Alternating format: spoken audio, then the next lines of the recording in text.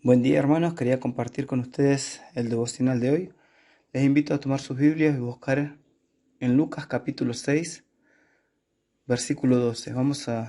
Es la elección de los 12 apóstoles. Dice: en aquellos días, él, el Señor Jesús, fue al monte a orar y pasó la noche orando a Dios. Y cuando era de día, llamó a sus discípulos y escogió a 12 de ellos, a los cuales también llamó apóstoles: a Simón, a quien también llamó Pedro; a Andrés su hermano, Jacobo y Juan; Felipe y Bartolomé; Mateo, Tomás; Jacobo hijo de Alfeo; Simón llamado Celote; Judas hermano de Jacobo; y Judas Iscariote, que llegó a ser el traidor. Llegamos a la parte de los discípulos desconocidos del grupo. Ya vimos 8 discípulos, nos quedarían por ver el otro Jacobo, el menor, el otro Simón, el cananista, y el otro Judas, llamado también Judas Tadeo. Hoy veremos Jacobo el menor. La palabra menor es la palabra micro, por lo que traducimos para nosotros sería Jacobo el pequeño, y al parecer era de baja estatura, o quizás comparado con Jacobo el hermano de Juan, era mucho más bajo. Como leímos en Lucas, era hijo de Alfeo. Leví también era llamado hijo de Alfeo, y también en el listado que aparece en Hechos capítulo 1 se menciona a Judas Tadeo como hermano también de Jacobo, y sabemos que no podría ser Jacobo el hermano de Juan. Por lo tanto, estos tres serían hijos de Alfeo. En Marcos capítulo 15 versículo 40 dice que su madre estaba mirando la crucifixión de Jesús desde lejos y que su nombre era María. Dice Marcos capítulo 15, versículo 40.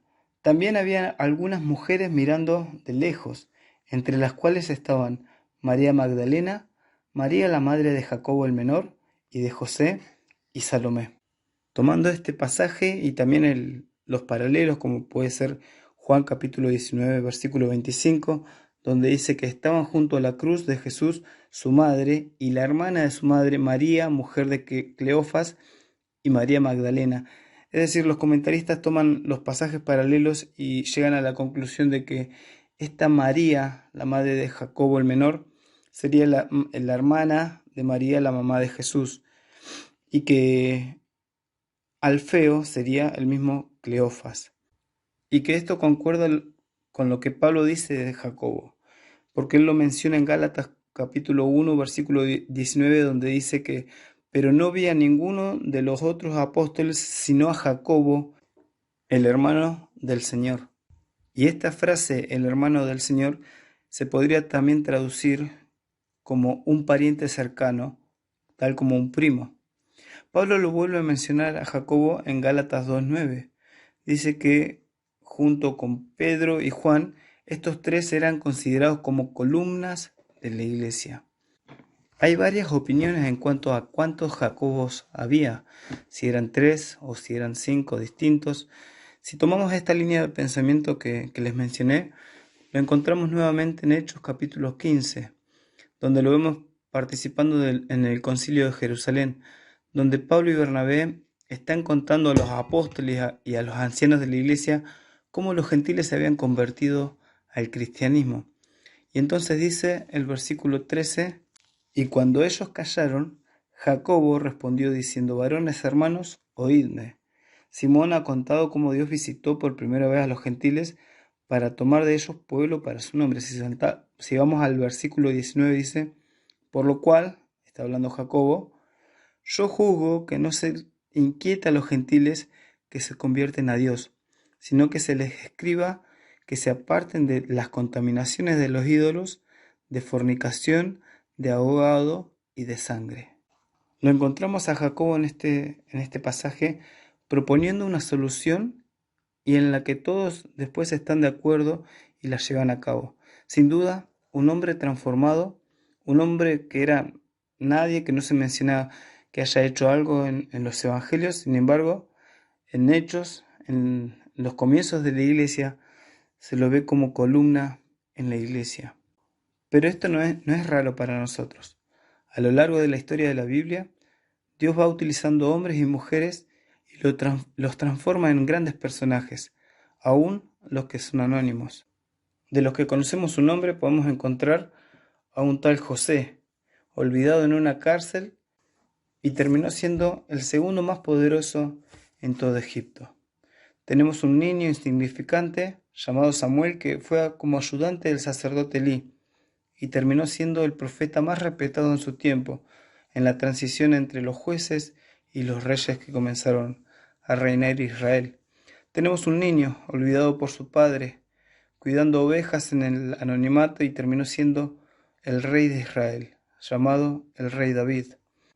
Si vamos a nuestros días, como dice Pablo en 1 Corintios 1:27, somos lo vil y menospreciado del mundo, pero escogidos por Dios. Y es Él el que debe recibir la gloria por transformar nuestras vidas, por hacer de nosotros algo útil. Me gustó una versión de 1 Corintios capítulo 1, versículo 31, que dice, así que, como dice la Escritura, si de algo hay que presumir, que sea de lo que ha hecho el Señor en nosotros. Pablo también escribe a su hijo Timoteo, a su hijo en la fe, y en su segunda carta usa una analogía de la iglesia con una casa grande. Y él dice que en una casa grande hay utensilios de oro y de plata, pero también que hay utensilios de madera y de barro. Los utensilios de oro y de plata traen honra al dueño de la casa, pero los que son de madera y de barro no traen honra. Y el llamado de Dios en 2 Timoteo 2:21, hablando de esto, dice, si alguno se limpia de estas cosas, de iniquidad, está hablando de iniquidad, será instrumento para honra, santificado, útil al Señor y dispuesto para toda buena obra. ¿Qué podemos pensar en este día? ¿Se pueden ver los frutos de la obra de Dios en mi vida? ¿Qué debo limpiar en mi vida para ser un instrumento de honra? Volviendo a la vida de Jacobo el Menor, él muere en el año 62. Según el historiador Josefo, en su libro Antigüedades Judías, que escribió a fines del siglo I, él cuenta que el sumo sacerdote Ananías, hijo de Anás, que aparece en los evangelios, ordena su lapidación, el cual aprovechó la destitución del procurador Festo y la llegada de su sucesor Albino. En ese intermedio, aprovechando ese vacío, él ordena el martirio de Jacobo el Menor. Así como el apóstol Jacobo el Menor, nosotros también podemos ser utilizados por Dios y transformados por Dios, y pasar de ser lo vil y lo menospreciado a ser instrumentos que lleven honra a nuestro Señor, no por algo que nosotros hagamos, sino por la obra que Dios quiere hacer en nosotros. La iglesia del Señor no se maneja por apellidos, sino varios quedaríamos afuera. En la iglesia del Señor hay hombres y mujeres que dejan que Dios obre en ellos y que sean transformados y usados para su divina voluntad. Quiero animarlos en este día a que tengan ese deseo de ser instrumentos de honra. La iglesia necesita estos instrumentos de honra, santificados, útiles al Señor y dispuestos para toda buena obra. Que pueda estar en nosotros este vivo deseo de poder ser usados por el Señor. Que tengan un buen día. Bendiciones.